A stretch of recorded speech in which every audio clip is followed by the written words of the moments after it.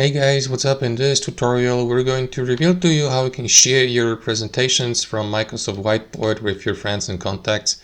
So let us get started. So head over to presentation Microsoft Whiteboard. Let me go with this one here, and all that will be needed to do, guys, is to click into that share button in the top right corner. For example, if you're accessing Microsoft Whiteboard via the web app, click into it and that is going to give you access to this menu here. So you can create a link, a shareable link to this specific whiteboard, for example, to share it via direct messaging services or emails with your friends, contacts, or coworkers.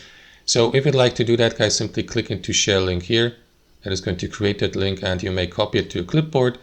And that's basically it. After that, copy it. For example, let me go with the browser presentation, copy it here into your URL address and decide whether you'd like to open the given whiteboard presentation in the web version or via the Microsoft Whiteboard application if installed on your device. And that's basically it, guys. That's how it works.